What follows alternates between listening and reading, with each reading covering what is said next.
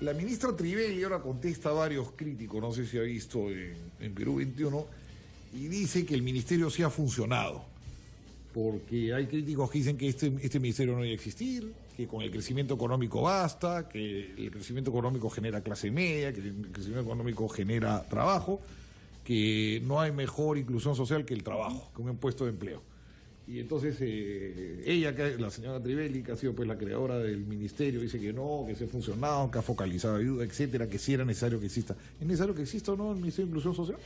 A ver, yo coincido en el sentido de que el crecimiento económico es lo que genera empleo y el empleo es el que hace que las personas puedan salir de la pobreza. Es el mejor programa social, ¿no? Y hay estudios que además así lo indican, ¿no? Cuando hay crecimiento económico sano, se dice que más o menos el 60% de los índices de reducción de pobreza se deben al crecimiento económico y un 40% a programas sociales, en lo que es reducción de pobreza. El tema es cuando el crecimiento económico se hace más lento o se va reduciendo. ¿Por qué? Porque el poco crecimiento que se da generalmente en las zonas urbanas, digamos, no en la zona rural. Entonces los programas sociales tienen que ir justamente a atender esas poblaciones donde el crecimiento no les llega con la misma velocidad que a otras poblaciones, para cortar la brecha de la desigualdad. Entonces, en conclusión, Aldo, yo creo que el tema del crecimiento económico es fundamental, es lo que realmente hace que la gente salga de la pobreza, pero mientras que el crecimiento va llegando a otras zonas, se requiere que esté acompañado por programas sociales que eso sí, tienen que estar focalizados, porque tienen que llegar a aquellas personas donde no les ha llegado el crecimiento económico. Eso es, claro, las dos críticas que se suelen hacer a los programas sociales es, uno, que no llegan a la gente que querían llegar. El caso del vaso de leche, que se ha criticado tanto muchas veces que es un programa descentralizado, ¿eh? Sí, que tiene auto, hay gente que tiene auto y tiene vaso de leche, pues no puede ser un informe, me acuerdo de Panorama, que fue increíble. Gente que tiene casa, tiene auto y son, o sea, ya eso es una mafia, pues. Y luego lo otro es que el asistencialismo se vuelva eterno, que la persona se acostumbre a extender la mano, cosa que ha pasado en Brasil, que ha pasado en varios países. Bolsa Familia, ¿no? Es un ejemplo de ello. Entonces, claro, lo que terminas es manteniendo comechados, gente que con sus impuestos está manteniendo gente que no trabaja y claro, lo que ganas por el lado es el voto, ¿no? Por eso Lula está primero en las encuestas. Entonces ganas el voto de ese señor que ya se acostumbró a un parásito, que se acostumbró a que... Es que lamentablemente asistencialismo se vuelve luego clientelismo. Por eso, por ejemplo, es que nosotros cuando hemos encontrado programas juntos, lo que vimos es que encontramos que no habían programas de graduación, Aldo. Es decir, programas que permitan a las familias que están en juntos luego poder pasar a un programa productivo que les permita luego generar sus propios ingresos. Y salir de la condición de asistencialismo. Exactamente. Entonces, lo que estamos haciendo es ampliando los programas productivos. Había un programa muy pequeño que se llama Jacubiñay, que es justamente para capacitar a las familias en que puedan desarrollar negocios y que tengan mercado, porque también lo que encontramos es que había negocios que luego las familias se involucraban y luego no había mercado. Entonces, negocios que tengan mercado y que les permita a esas familias poder dejar la pobreza de manera autónoma. Y también vimos, porque no se había hecho trabajo, cruzamos información con otros programas o intervenciones sociales que tiene el Estado. Por ejemplo, te pongo un ejemplo, cierre exportadora. Y también encontramos que habían familias de juntos que también estaban en cierre exportadora y que podía ser cierre exportadora la manera de que esas familias puedan graduarse de ese programa social y luego con cierre exportadora dar el salto. Claro, no quedarse en la mamadera eterna, ¿no? Porque tampoco eso es la idea. No crear parásitos, sino gente que pueda salir de la pobreza, efectivamente, ayudarla porque hay que ayudarla. En mis visitas con estas familias, Aldo, lo que yo he comprobado es que la gente valora mucho el tema de que los capacites en tener sus propios negocios. Y además los capacites en tener un negocio, te pongo un ejemplo, una señora en Namora, en Cajamarca, que comenzó con gallinas ponedoras, luego puso los cuis y luego me dijo, pero yo te voy a enseñar otro negocio que he emprendido yo solita. Y le dije, ¿cuál es? Ahora me he comprado chanchos y vendo mis chanchos en las ferias. Y era una señora que ya no estaba en Juntos, sino que había desarrollado estos negocios y tenía ingresos mensuales bastante importantes, ¿no? Claro, yo contaba el caso de una señora que yo conocía que se puso a hacer tortas de bodas y ha encontrado un filón impresionante. Saca en internet los modelos, hace las tortas y ahora gana un montón de plata al mes, porque cada torta no sé cuánto vale es carísima. Es cuestión de... Y los peruanos sí les gusta trabajar. O sea, esos mitos de que no nos gusta trabajar, no, sí les gusta trabajar, ¿no? Entonces creo que tenemos ahí tenemos una oportunidad si es que damos una adecuada capacitación y un acompañamiento, que tampoco es mañana tener un negocio, sino tienes que capacitar en una serie de aspectos para que ese negocio pueda realmente ser sostenible en el tiempo. Ahora, ¿no? críticas que se le hacía al ministerio en el gobierno anterior. Decían que era un nido de caviares, que estaba lleno de un montón de consultores, estos señores que sacan un montón de PowerPoints y que cobran un montón de plata y que luego son unos buenos para nada.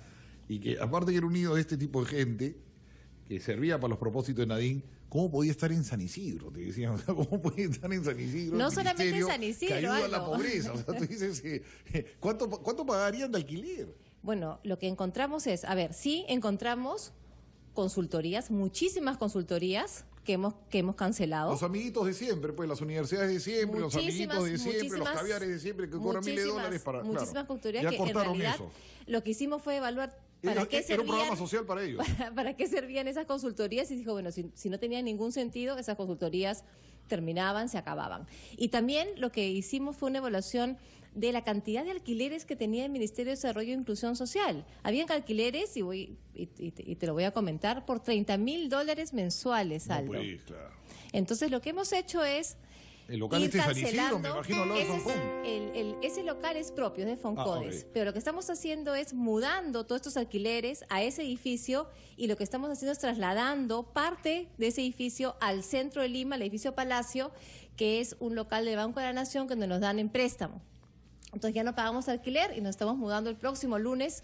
Ya despachamos desde el edificio Palacio junto a Palacio de Gobierno. Bueno, vamos a regresar, tenemos el corte y vamos a arrancar de frente con el programa Prospera, que es el programa que se va a lanzar ahora. Antes de entrar a Prospera, aquí me manda un mail alguien recordándome cosas.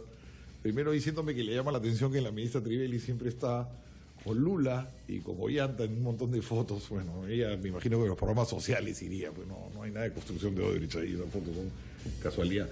Y luego la persona me dice que nos acordemos de un artículo que escribió el ministro Carranza, Piel de Gallina, en El Comercio, donde decía que cómo era posible que en el gobierno de Humala, que más había gastado en programas sociales, la anemia hubiese crecido tanto. ¿Qué sucedió? ¿Es verdad que la anemia se disparó? Sí, la anemia, lamentablemente, en vez de haber disminuido, han crecido los índices de anemia. Hoy por hoy es de 43.5%. Eso quiere decir que casi la mitad de los niños en el Perú sufren anemia, entre 6 y 36 meses. Y esa cifra incluso... Sus cerebros ya no van a desarrollarse. Eso es un tema que para nosotros es fundamental, Aldo, porque lamentablemente las madres, y yo creo que la ciudadanía en general, no entendemos la magnitud del problema de la anemia, que es que entre 6 y 36 meses el cerebro no se desarrolla como debió desarrollarse, y por tanto ese niñito no va a poder tener las mismas capacidades que hubiera tenido si esta enfermedad hubiera sido controlada adecuadamente. Y el problema de decir que es 43.5% el índice de anemia es que escondemos cifras que son mucho más alarmantes, porque claro, como es a nivel nacional, no nos damos cuenta que en Puno, por ejemplo, es de 80%, y en la Amazonía es de un 60%. Y entonces el desarrollo del cerebro de ese chico no va a ser igual. Exactamente. Y si hablamos de un país productivo, competitivo, para entrar a la OECD, lamentablemente con esta generación... ¿Por qué al gobierno Humala se le escapó la anemia? Si hicieron tantos bombos y platillos...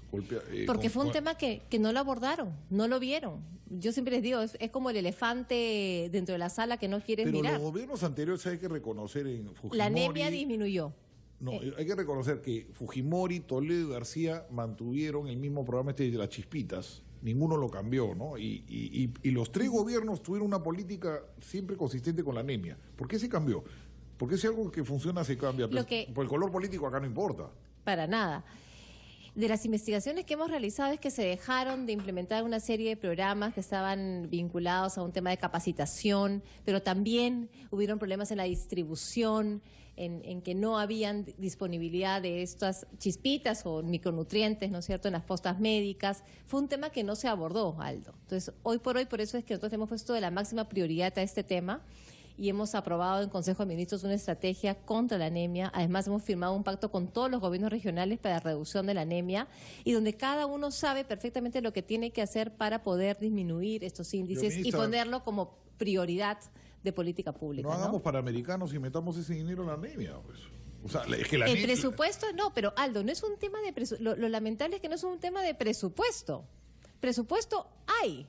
El tema es que no hemos sido exitosos en que las madres comiencen a saber que esa es una enfermedad silenciosa y que por tanto tienen que ser muy cuidadosas en si ven... O sea, me estás diciendo que la mitad de los niños casi del Perú tienen anemia. Sí, te lo estoy en la etapa que diciendo. desarrollan el cerebro. Efectivamente. O sea, está generando brutitos. Esos chicos no van a tener la misma capacidad intelectual que un chico que ha tenido anemia. Por más que estudie, que se desarrolle, ya pasó el momento donde tenía que desarrollar su cerebro. Entonces el chico no va a aprender igual que los otros, no va a ser igual de listo que No nosotros. va a poder tener mismas oportunidades laborales que el resto, no le va a ir bien no va a en el entender las colegio. cosas que lee, o sea, va a tener problemas porque su cerebro no tuvo hierro Entre los 6 y los 36 meses. que es básico. Entonces ese chico ya su cabeza no va a ser igual. Así le metas $1 millón en su educación, ya no va a ser igual porque ya su cerebro no se desarrolló.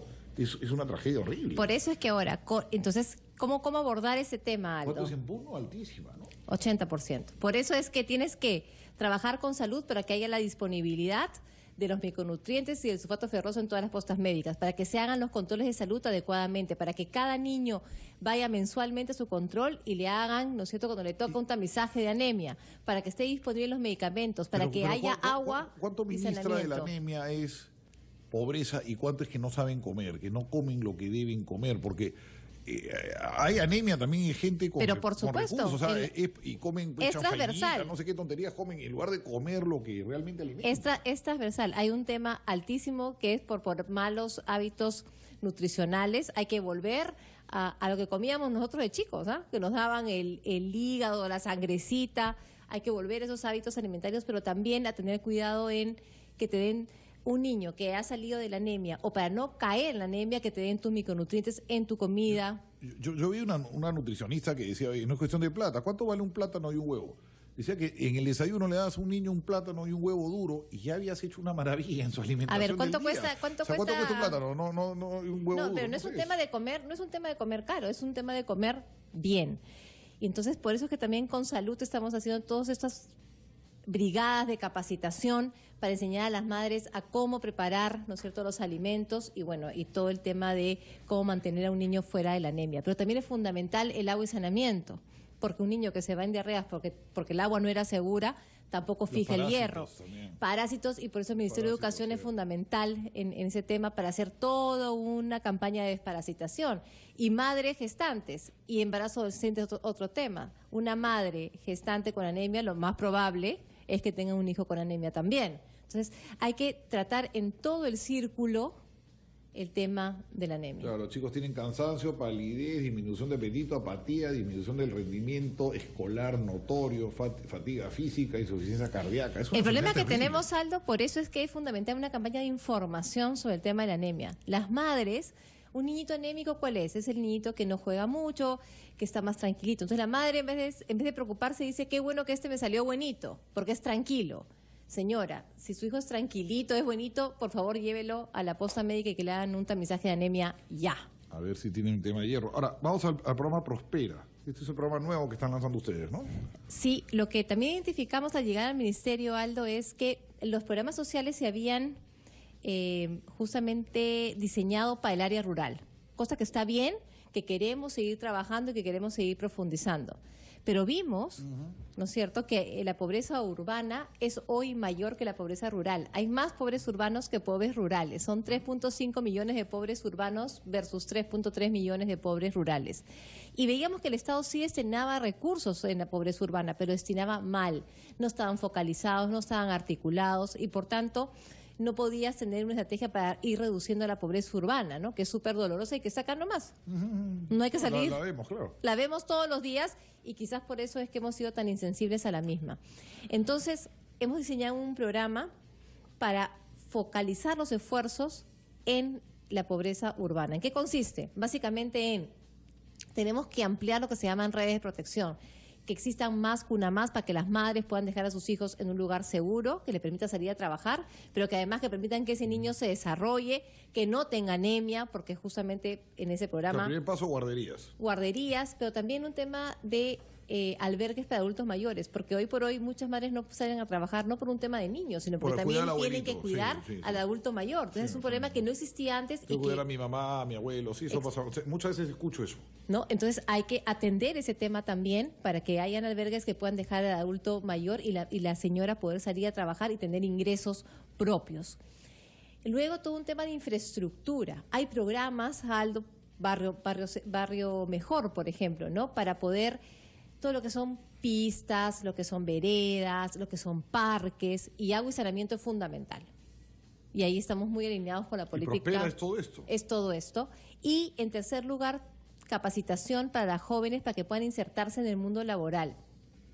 Y incentivos para que los jóvenes permanezcan en secundaria. Hoy por hoy, un joven que no termina secundaria, lo más probable es que siga transmitiendo pobreza generacionalmente. Deserción escolar. Deserción escolar, hay que dar incentivos para que el joven no tenga el incentivo de dejar la secundaria, sino permanecer en ella, porque va a poder acceder a un trabajo o a una educación Ahora mejor. el Senati. El senador americano Moynihan, ya murió, hizo un estudio muy bueno en los años 60, el embarazo adolescente.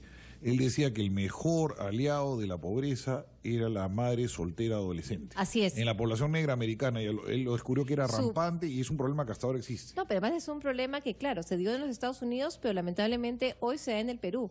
El embarazo adolescente, en vez de haber disminuido en el Perú, también se ha incrementado.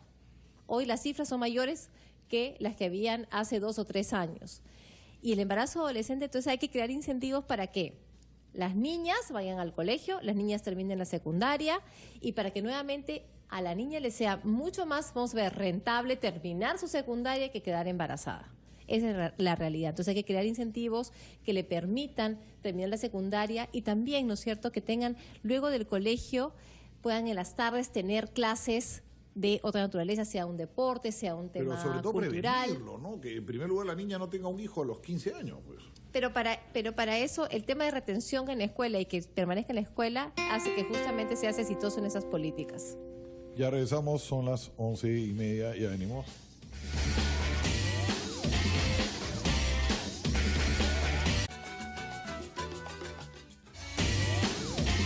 Bueno, antes de entrar a las llamadas, ¿cómo manejamos un programa como Caliwarma en el Perú que tiene una cadena de frío tan mala? O sea, han habido muchos casos de intoxicación de niños que se han muerto.